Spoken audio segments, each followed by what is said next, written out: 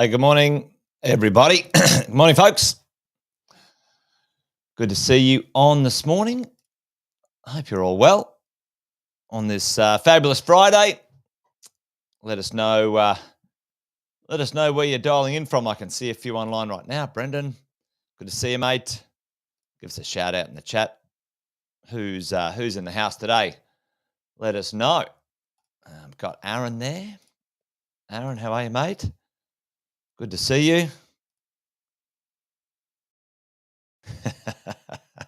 Yeah, Brendan. Hey, they're at it, Brendan, aren't they? Hey, they're at it. The governments are absolutely having a crack, aren't they? The windfall tax. Yeah. Very cheeky. And Brendan, all of the governments are going to, all of the state governments are going to have a go. You can see it already. The national government's having a go. They're having a look at, hey, we've got this deficit. You know, isn't it funny? They created the deficit by giving them money away like drunken sailors. And now they want to tax us because they didn't manage that stuff very well. It blows me away. Anyway, there you go. Somehow it's our fault, Brendan. But there you go. Thankfully, smart investors like you and me, we get ahead of the curve, folks. Unfortunately, most Aussies, most regular everyday Aussies, don't even know what's going on until it's too late. So I'm glad that you are on the ball. Hey, morning. Marat in the long haul. Yep. Buy well, don't sell, mate. I love it. Fantastic. Good to hear from you. Got James up there from Townsville. Good to see you, James. Good to have you in the house. As we roll along. Listen, folks, plenty going on in the world of property investing. So I'll dive into it this morning because I don't think we have a lot of time. Well, we might have time, but I do tend to rabbit on a little bit. But what's going on? Let's do a quick poll in the chat right now. For let's call it a headwind. Let's call it an issue we might be facing in the world of property investing or the real estate game.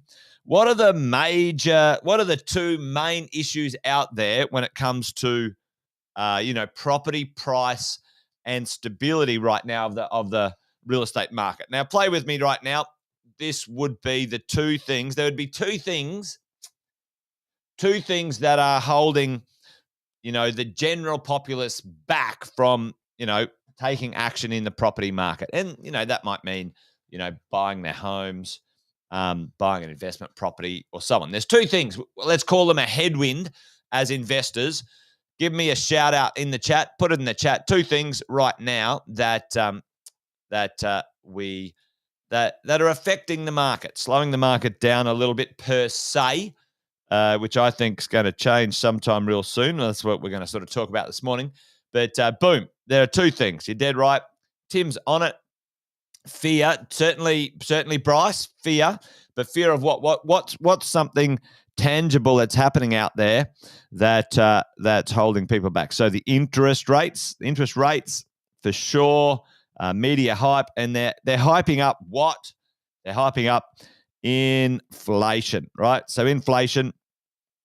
So both of these things, interest rates and inflation, hyping up fear, accelerated by the media and misinformation, interest rates and inflation. So, what else is going our way as property investors? Well, what are we looking at when it comes to,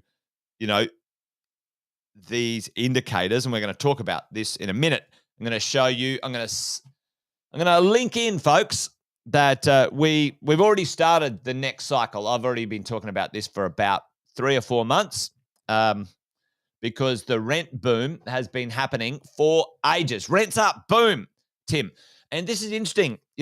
As an investor, you've got to be able to separate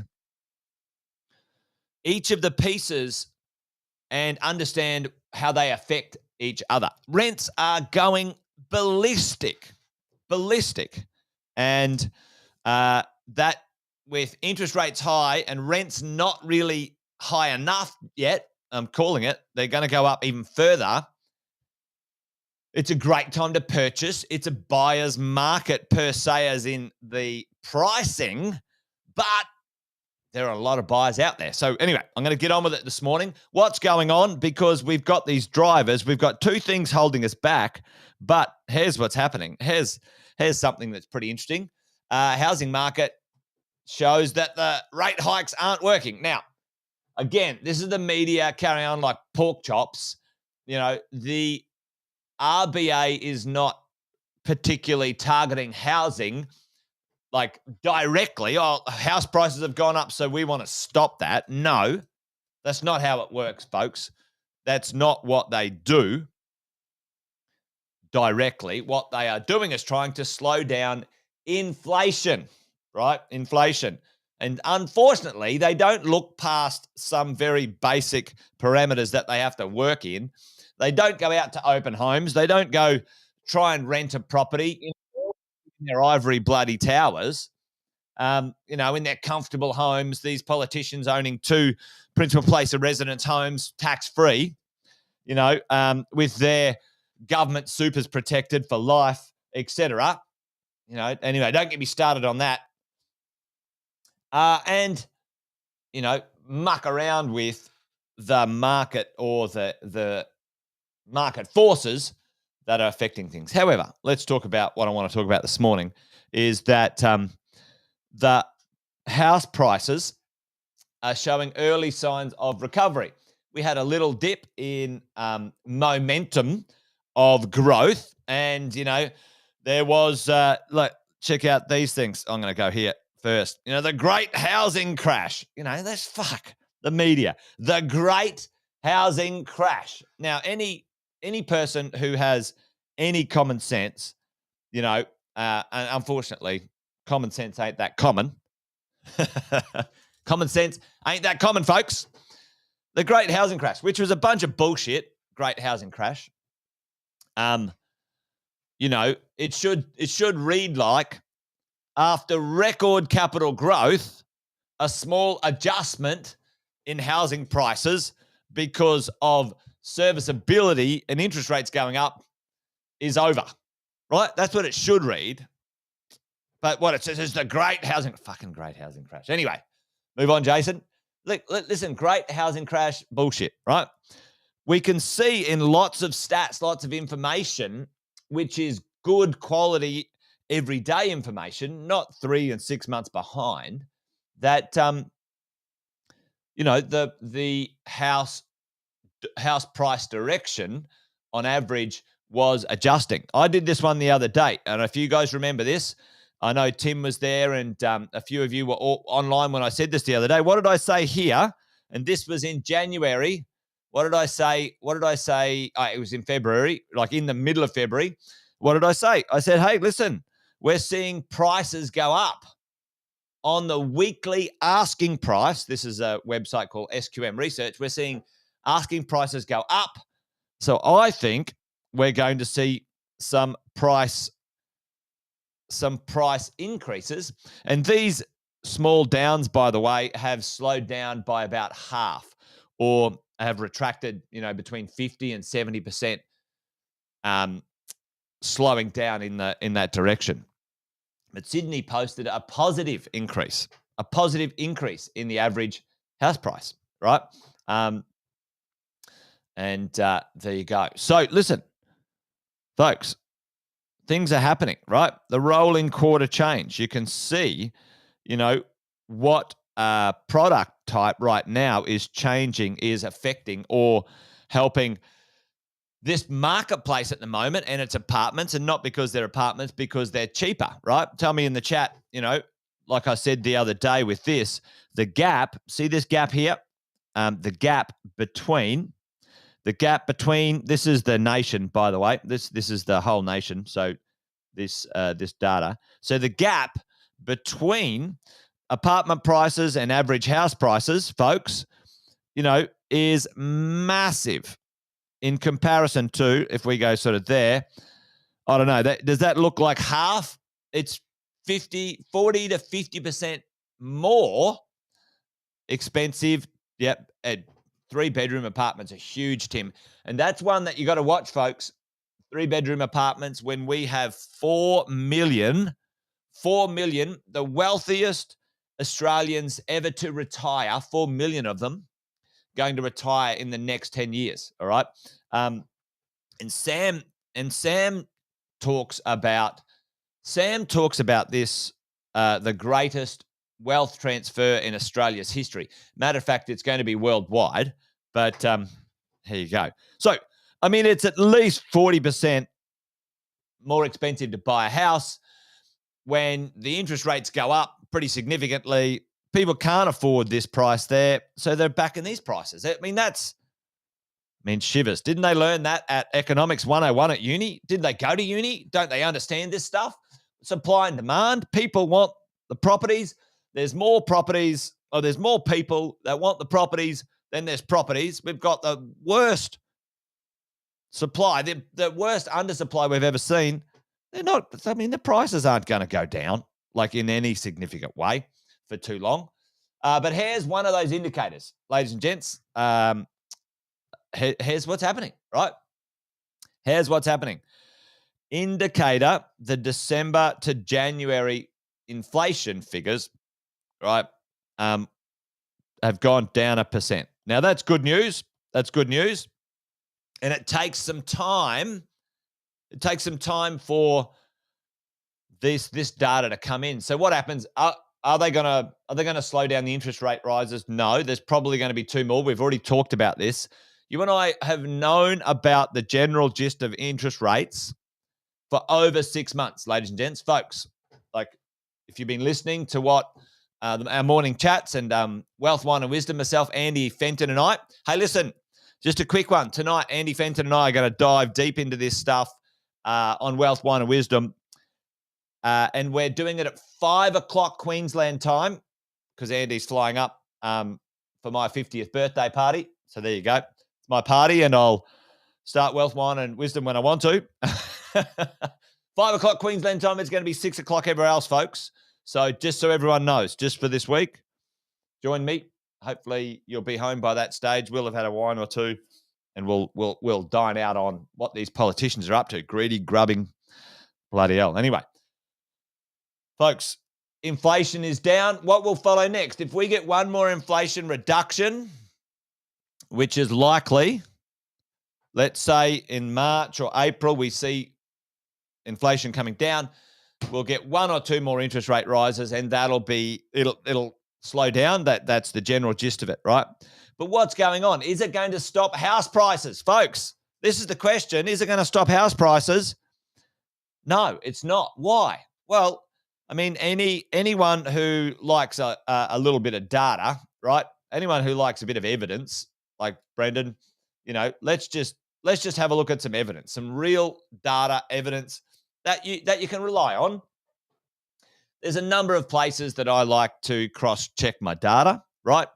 But, I'll give you a quick list of them. RP data, they're not the only ones, okay? I like SQM Research. SQM Research has got great live data, like weekly data from listings and open homes around the country. Right? They're fantastic. Charter, Keck Kramer for supply. Like they're the creme de la creme folks. And a guy called Andrew Wilson who analyzes things a bit differently and really nails the property market. So there's our places. But check this out. Listings, new listings for sale, like down significantly on last year. On last year, 13% down. 13% less existing property listings, folks. So 13% less on an already disastrous supply chain. Like, I mean, seriously, come on. And what was the word? The great housing crash. Yeah, wake up and smell the roses, mate. You don't know what you're talking about, right?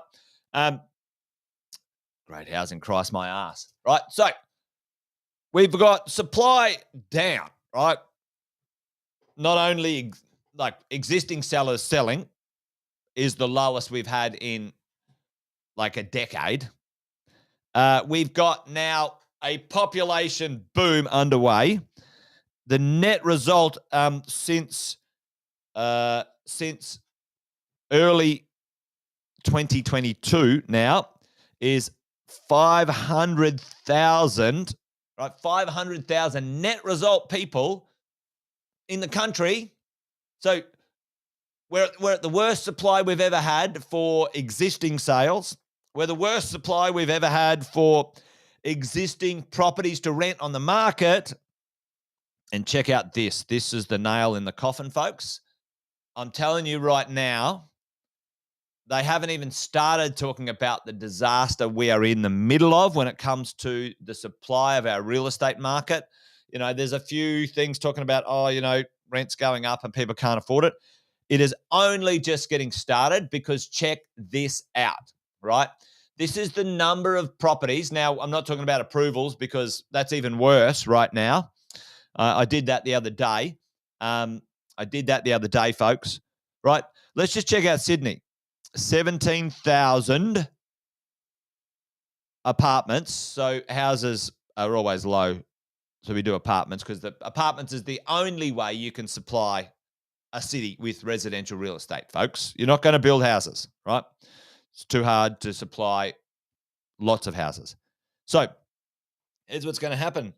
By 2025, which is 2 years away, have a look at the reduction, folks.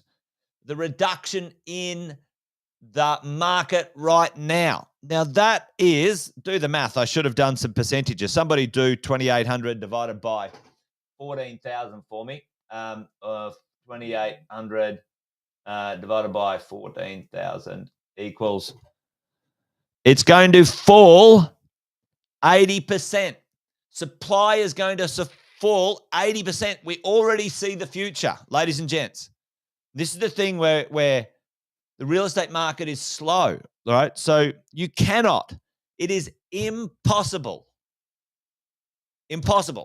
to change the next 2 to 3 years in the supply chain in any of these markets right now. It's impossible. Like, you tell me how. You tell me how you can wave a magic wand and build 15,000 properties in Sydney from today. Tell me how you're going to do it. Has anybody got? Yeah, it should be the supply cliff. It's dead right. Right. Tell me how you're going to do it. It's not going to happen, folks. I'm getting fired up today. I'm telling you, I don't understand why people don't understand this. It drives me insane. The interest rates are a distraction. Yes, the cost of life you have to make sure you manage. Yes, you do. Like, I get it. And that's not the discussion I'm having. The discussion I'm having is about you and your investment property wealth and your portfolio. And I'm telling you right now, if you sit on your hands for the next couple of years waiting to see what happens, the price you are going to pay for something else in the future is going to be significantly more. Significantly more. The price of inaction, if you are an investor right now, is going to cost you between $50,000 and probably $200,000. That's my call right now, because the supply, population explosion, nothing to rent, no existing properties, or the lowest resales of existing properties on the market, population coming in and supply falling, disaster. Have a look at this. 17,000 to 2,800. Now, Melbourne's a little bit better. It's only going to fall 60%. It's going to fall 60% from an already all-time record disastrous supply. That's right. And you're like, because if you take these numbers just now, you go, oh, well. Now, even Gold Coast, you go, oh, Gold Coast is not going to go down much. Mate, there's nothing being constructed. Like, it's ludicrous to even like, you can't even comprehend these numbers in as they are, right? As they are. Brisbane, check out Brisbane, folks. Check out Brisbane. Gary, the housing chart mate, let me quickly see if I can add that for you, because people always ask this, but with housing, Gary, you just can't supply it. It doesn't matter how much you do with housing. Let me see if I can do this. All right, give me a second, Gary, because I'll try and show you about housing, man. Let me see where I've got another graph on housing.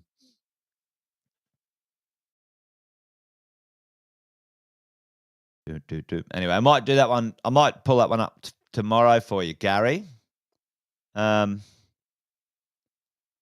you just can't supply. Yeah, I'll use this one for a second. So in here, let me see. This is Dr. Andrew Wilson. He does a lot of good stuff, right? Like I said before. Right, so these are the approvals, Gary. So normally with houses, since 2013, houses, no matter what happens, see, this is the last boom we had in supply. Houses are difficult to supply, right? So normally they go like this. All good, Gary. We did have a little bubble here of housing approvals, but does anyone know why that happened? That was for owner-occupiers, folks. Owner-occs, all right? And that's when the government gave away free money. I did that one the other day. But right now, 25% of this supply here, which is pretty close to the extras, right? So this amount is normal, 75,000, right? So we had an extra 25,000. Gary, and who said it before? Someone said their builders going broke, et cetera, et cetera. Yeah, so too many builders, check this out. Too many builders going broke, right? So, Gary, what's happened, even though we had a good bump in supply, 25%, approvals, our builders, folks, this is the thing, this drives me insane. We have 25% more houses needed to be built in the middle of a pandemic. I mean, wake up and smell the roses, government. In the middle of a pandemic, we don't have enough people to build the houses we have already, right? In the middle of a pandemic, here's an idea. Let's get another 25,000 houses on the go that we couldn't possibly build in the middle of the world's worst supply chain disaster. That'll fix the country. No, it didn't. Anyway, man, I tell you what, we're competing for the Olympics. Melbourne's got the biggest public infrastructure project ever in Australia's history. The Commonwealth Games are in. I mean, seriously, did anyone do any research? No. Let's just throw money at the Aussie public and give them some houses, because that'll work. And then later on, we'll tax them. We'll get their supers. We'll put all these taxes up. Well, someone's got to pay for it. Fucking hell. Anyway.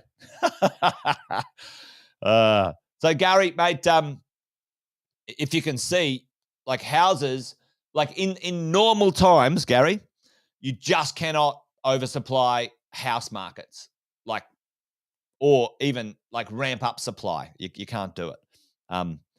Hopefully that answered your question, folks. I'm using this one here because this is the only hope. The only hope we have, Obi-Wan Kenobi, is to get the medium density market up and running, right? It's a disaster, folks. Anyway, I think I've gone over. I did get a bit passionate today, Gary. Telling you. I mean, anyway. Listen, I didn't go to university. I didn't study for friggin' 10 years economics and all that sort of stuff. And I can see, fucking blind Freddie can see that, you've got a supply chain. Listen, I saw it. I was calling it, folks, in 2018, right? Go back and watch my videos. Go back and watch them. Because it's really easy when you are actually a for real person with real estate experience and you go to open homes and you go and try and rent things and you go try and buy things and you go, holy shit, the market's just got rubbish on the market. It's difficult for people. One of my businesses is a property management business. We manage over 1,200 properties. Every day I get a feel for what's going on. A real feel.